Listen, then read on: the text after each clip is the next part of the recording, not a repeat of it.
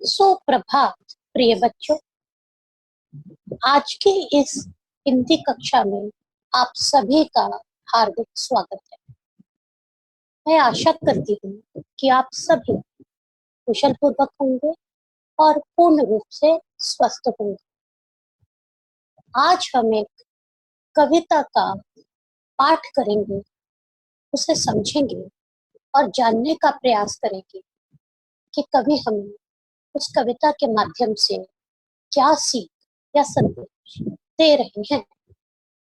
इस कविता के कवि हैं श्री द्वारिका प्रसाद माहेश्वरी जी। कविता का शीर्षक है जलाते चलो ये दिए। दिए अर्थात दीपक। प्रस्तुत कविता में कवि ने आज संसार में फैले हुए नफरत, शत्रुता, भेदभाव, हिंसा आदि के अंधकार को दूर कर उनके स्थान पर प्रेम, मित्रता, समानता और शांति का दीपक जलाने का संदेश दिया है। कवि चाहते हैं कि हम सब इस संसार को एक परिवार के रूप में स्वीकार करें। जिस तरह यदि परिवार का एक सदस्य प्रगति करता है तो पूरा परिवार प्रसन्नता में डूब जाता है, और यदि एक सदस्य किसी भी कारणवश पिछड़ जाता है तो सभी सदस्य दुखी हो उठते हैं और उसे प्रगति के राह पर चलाने के लिए उसका हाथ थाम लेते हैं। वैसा ही स्वभाव हमारा भी होना चाहिए। हमें इस संसार के सभी मनुष्यों को अपना बंधु, अपना मित्र मानना चाहिए। हमें उनके साथ प्रेम का और मित्रता का व्यवहार करना चाहिए। लेकिन ऐसा हम तभी कर पाएंगे जब हम संवेदनशील बने। संवेदनशीलता अर्थात सेंसिटिविटी इसकी पहली शर्त है। कौन होता है संवेदनशील? किसको कहते हैं? भावुक व्यक्ति नहीं। भावुक होने में और संवेदनशील होने में अंतर है। संवेदनशील वह व्यक्ति होता है जो दूसरे की दुख को अपना दुख स्वीकार करता है, जो तुरंत ये अनुभूति कर लेता है कि यदि सामने वाले को कोई कष्ट है, यदि मैं उस स्थिति में हूँ और मेरे साथ वैसी ही घटना घटे तो मुझे कैसा लगेगा, मुझे कितना कष्ट होगा। और संवेदनशील व्यक्ति हमेशा कष्ट में जो भी इंसान उसके सामने आए उसकी मदद करने को तैयार रहते हैं, और जब तक वह उसे किसी प्रकार आराम ना पहुंचा दे, उसके कष्ट को दूर करते, उन्हें चैन नहीं मिलता। तो कवि का इस कविता के माध्यम से यही कहना है कि आज के बच्चे कल देश के युवा होंगे, वे हमारे देश भारत के कर्ता धर्ता होंगे। तो कवि की आप सबसे अपेक्षा है कि आप सभी वैमनस्य, ईर्ष्या, द्वेष, शत्रुता जैसी बुराइयों को अपने अंदर घर न करने दें, बल्कि पूरी दुनिया में प्रेम और सहानुभूति बांटे।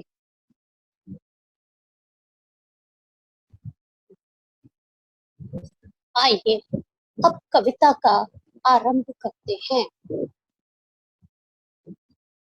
जलाते चलो ये दिए स्नेह भर भर, कभी तो धरा का अंधेरा मिटेगा। कवि कहते हैं कि हे मनुष्य, तो प्रेम और सहानुभूति रूपी दियों को हमेशा प्रज्वलित रखो, उन्हें हमेशा जलाते रखो।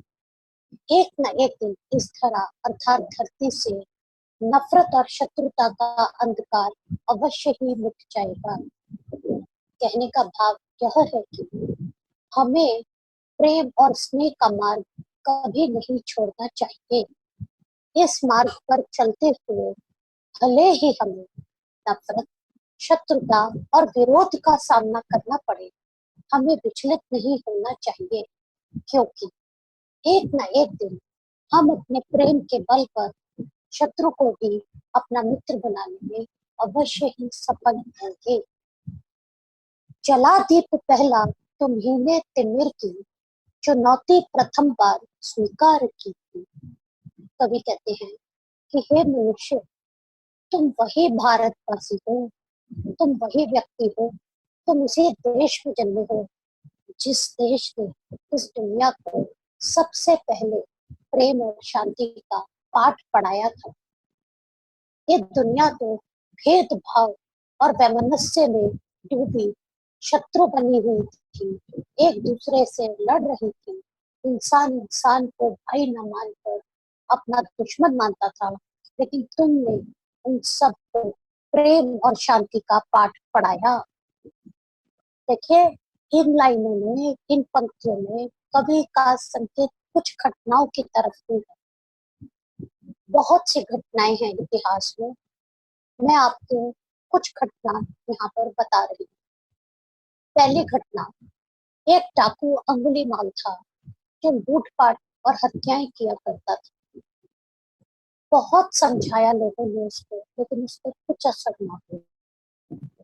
एक दिन अचानक उसकी मुलाकात महात्मा बुद्ध से, महात्मा बुद्ध से सामना होने पर वो उनके चेहरे की शांति देखकर चकित रह गया और हैरान हो गया कि मेरे जैसे डाकू को देखकर भी ये महात्मा घबराए नहीं। जब उसने कारण जानना चाहा, तब महात्मा बुद्ध ने उसके प्रश्नों के उत्तर में उसे प्रेम, शांति और अहिंसा की सीख। डाकू महात्मा बुद्ध से इतना प्रभावित हुआ कि उसने तुरंत बुराइयों का, हत्याओं का, लूटपाट का रास्ता छोड़ दिया और उसे दिन से अहिंसा के और सत्य के मार्ग पर चल दिया। तो महात्मा बुद्ध ने किस प्रकार अपने प्रेम और सहनशीलता से एक डाकू के हृदय को भी बदल दिया। दूसरा उदाहरण देखिए, हमारे देश पर अंग्रेजों ने 150 वर्ष से भी अधिक राज किया, हमें भांति भांति से सताए, हम पर अत्याचार किए, लेकिन महात्मा गांधी ने कभी भी भारतवासियों को युद्ध करने की सलाह नहीं दी। वो हमेशा से युद्ध के विरोध में थे और फिर उन्हीं के नेतृत्व में भारतवासियों की प्रेम और अहिंसा के बल पर अंग्रेजों को विवश कर दिया, मजबूर कर दिया कि वे हमारे देश को आजादी दें, और ऐसा ही हुआ। तो देखो, प्रेम और शांति के रास्ते पर चलकर जीत अवश्य होती है। उसमें देर जरूर लग सकती है, लेकिन अंत में विजय हमेशा प्रेम और सत्य की ही होती है। इन्हीं कुछ बातों की तरफ कवि का संकेत भी है। तिमिर के सरित पार करने तुम्ही ने, पना दीप की नाव तैयार की। कवि कहते हैं, वे तुम ही तो थे, तुम भारतवासी ही तो थे जिसका विश्व ने न जाने कितनी बार विरोध भी किया, तुम्हारा साथ नहीं दिया और नफरत, द्वेष और शत्रुता की उस दीवार को तुम्हें प्रेम के बल पर अकेले ही तोड़ना। लेकिन तुम घबराए नहीं, तुमने अपने मूल्यों के साथ समझौता नहीं किया, तुमने प्रेम और शांति का मार्ग कभी नहीं छोड़ा। और जिस प्रकार एक नदी को पार करने के लिए एक नाव की आवश्यकता होती है, तुमने उस भीषण बुराई रूपी नदी को, जिसमें प्रचंड लहरें और भंवर थे, जिसमें पाँव रखते ही डूब जाता, तुम उस नदी में भी अपनी प्रेम रूपी नाव को उतार दिया और बुराई रूपी अंधकार के बीच में भी अपना प्रेम रूपी दीपक प्रज्वलित। बहाते चलो नाव तुम वह निरंतर, तभी तो तिमिर का किनारा मिलेगा। तिमिर का अर्थ है अंधकार, तिमिर अंधकार, अंधेरे का पर्यायवाची शब्द है। कवि कहते हैं कि वह नाव कहीं खो नहीं गई है, वह नाव टूट नहीं गई है, वह नाव तो तुम्हारे आज भी भीतर ही है। कौन सी नाव की बात कर रहे हैं कवि? यहाँ नाव कोई लकड़ी की नाव नहीं, गुणों की नाव, प्रेम, सहानुभूति, करुणा, सहनशीलता, सेवा, समाज कल्याण, परोपकार, इन गुणों की बात कवि कर रहे हैं। कवि कहते हैं कि जो गुण हमारे अंदर है उनसे तो उन्हें तो हमसे कोई छीन ही नहीं सकता। तो वो नाव तो आज भी तुम्हारे अंदर है, तुम्हें उन गुणों को समेट कर बस बाहर निकलना है। अच्छाई बुराई सब मनुष्य के भीतर ही होती है। तो मनुष्य की अपनी सोच, अपनी समझ होती है कि वो बुराई को चुनता है या अच्छाई को। तो कवि चाहते हैं कि हम अपने अंदर की अच्छाइयों को जागृत करें, और जिस तरह हम अंधकार से लड़ते हैं उसी प्रकार मनुष्य को बुराई रूपी अंधकार से लड़कर अच्छाइयों का प्रकाश बिखेरना चाहिए।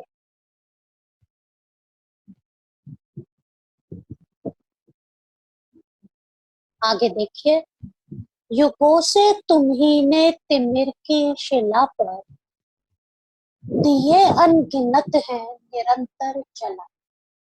कभी कहते हैं युगों युगों से, युगों का अर्थ होता है लंबे समय से, एक लंबे समय से तुम्ही ने तिमिर अर्थात अंधकार रूपी शिला यानी चट्टान पर अनगिनत दिए लगातार जलाए।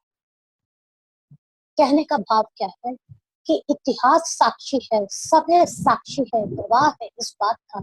इतिहास ऐसे उदाहरणों से भरा हुआ है जहां भारतवासियों ने बुराई को अच्छाई से जीता और समय की उस चट्टान पर अपनी अच्छाइयों को हमेशा के लिए अंकित कर दिया।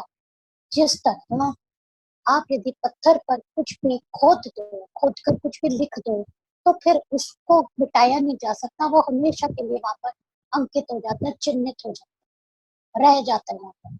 ठीक उसी प्रकार इतिहास में भारतवासियों की अच्छाइयां, वे घटनाएं जहां भारतवासियों ने अच्छाई के बल पर बुराई का अंत करा, वो हमेशा के लिए अंकित हो गई है, वो मिटाई नहीं जा सकती। तो तुमने तो अपने अच्छाई रूपी दीपक न जाने कितनी बार जलाए हैं और लगातार जलाए हैं, तुम कभी भी अच्छाई के रास्ते से भटके नहीं। तो आज भी तुम्हें भटकना नहीं है, बल्कि अपनी अच्छाई के रास्ते पर लगातार चलते रहना है। समय साक्षी है कि जलते हुए दीप अनगिनत तुम्हारे पवन में बुझाए। और कभी कहता है कि ऐसा भी नहीं है कि प्रकृति ने, संसार ने हमेशा तुम्हारा साथ दिया। अनेक बार और बहुत बार संसार ने तुम्हारा विरोध भी किया, तुम्हारी सहायता नहीं करी, तुम अकेले पड़ गए, तुम अकेले चले, लेकिन तुम सत्य और प्रेम के मार्ग पर चले। तुमने उस राह पर चलना बंद नहीं करा। जिस तरह हवा तेज चलती है और दीपक की लौ को बुझाने की कोशिश करती है, फिर भी दीपक अपने अंतिम दम तक, अपनी अंतिम सांस तक चलता ही रहता है, प्रकाश ही बिखेरता रहता है। वैसे ही मनुष्य को आजीवन, अपना पूरा जीवन, अपनी अंतिम सांस तक अच्छाइयों की राह को कभी छोड़ना नहीं चाहिए। उसे कभी घबराकर अपनी अच्छाइयों के साथ समझौता नहीं करना चाहिए और कभी बुराई को अपनाना नहीं चाहिए। मगर बुझ स्वयं ज्योति जो दे गए वे, उसी से तिमिर को उजाला मिलेगा। मगर बुझ स्वयं ज्योति जो दे गए वे, उसी से तिमिर को उजाला मिलेगा। इसको क्या कौन बुझ गए? यहाँ बुझने से अर्थ है कि कई व्यक्ति इस दुनिया से चले, वे आजीवन बुराई से लड़ते रहे, वे अकेले भी थे और संघर्ष करने में कमजोर भी थे, लेकिन उन्होंने हिम्मत नहीं हारी। बुराई ताकतवर थी, तब भी उन्होंने अंतिम सांस तक अच्छाई का दामन नहीं छोड़ा, और उनका जीवन आज भी पूरी दुनिया के लिए प्रेरणा का स्रोत बना रहेगा। भाव यह है कि अच्छाई के रास्ते पर चलने वाले लोग ऐसे लोगों के जीवन से प्रेरणा लेंगे जिनका जीवन हमेशा अच्छाई करने में, दूसरों को सुख देने में संसार में प्रेम और शांति का प्रसार करना, ऐसा ही जीवन हमारा भी होना चाहिए। अब कविता की अंतिम पंक्तियां प्रस्तुत हैं। दिए और तूफान की ये कहानी चली आ रही और चलती रहेगी। कवि कहते हैं कि दिए और तूफान की कहानी कोई नई नहीं है। ये कहानी तो सदियों से, आदिकाल से ऐसी ही चली आ रही। इन पंक्तियों में दिया अच्छाई की राह पर चलने वाले व्यक्ति का प्रतीक है और तूफान बुराई के रास्ते पर चलने वाले व्यक्तियों का। तो कवि कहता है अच्छाई और बुराई की लड़ाई तो आदिकाल से चली आ रही है। चाहे कृष्ण और कंस की कहानी हो या श्री राम और रावण, जीतती हमेशा अंत में अच्छाई ही है।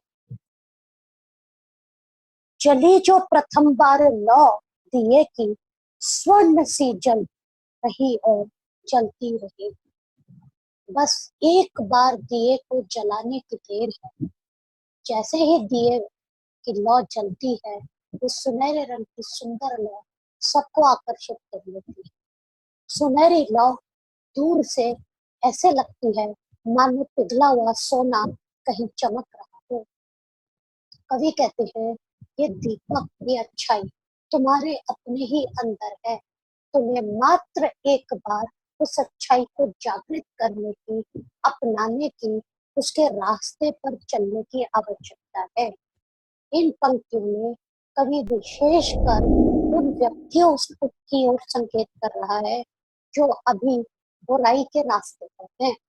कवि उन्हें संबोधित करते हुए कह रहा है, उनसे कह रहा है कि हे मनुष्य, तो बुराई का रास्ता छोड़ तो सही, तो एक बार कोशिश तो कर। और जैसे ही तो बुराई का रास्ता छोड़ेगा तो देख तेरे अंदर की अच्छाइयां सोने के समान चमकने लगेंगी। रहेगा धरा पर दिया एक भी यदि, कभी तो निशा को सवेरा मिलेगा। रहेगा धरा पर दिया एक भी यदि, कवि कहते हैं कि इस संसार में भले ही सारे लोग अच्छे ना बन पाए, भले ही पूरा संसार अच्छाई के मार्ग पर ना चले, यदि कुछ व्यक्ति भी अच्छाई के रास्ते पर चलते हैं तो वे व्यक्ति बुराई का नाश करने में सफल होंगे। अर्थात बुराई का नाश करने के लिए बहुत सारे व्यक्ति हो जरूरी नहीं, लेकिन हाँ, अच्छाई के रास्ते पर चलने का आरंभ अवश्य होना चाहिए। कोई भी चले, अच्छाई के मार्ग पर चले तो सही, कभी तो निशा को सवेरा मिलेगा। ये जो बुराई रूपी अंधकार, निशा कहते हैं रात को, रात्रि का पर्यायवाची है। तो कवि कहते हैं कि जिस प्रकार रात का अंत अवश्य ही होता है और सूर्य की किरणें हर रोज प्रतिदिन निकलती हुई हैं, जैसे यह एक सच्चाई है, वैसे ही सच्चाई यह भी है कि इस बुराई रूपी अंधकार का भी अवश्य ही अंत होगा और अच्छाई का सूर्य अवश्य चमकेगा। तो यही कविता, मुझे उम्मीद है आपको समझ में आई होगी। आप इस पर थोड़ा विचार करेंगे, चिंतन करेंगे और इसके सार को और संदेश को लिखने का प्रयास कीजिएगा। अपने शब्दों में, आपके विचार में आप इस कविता की कौन सी बातों को अपनाना चाहते हैं, वह आप अवश्य लिखिए। आज की कक्षा का अंत करती हूँ। आपके सहयोग के लिए और समय के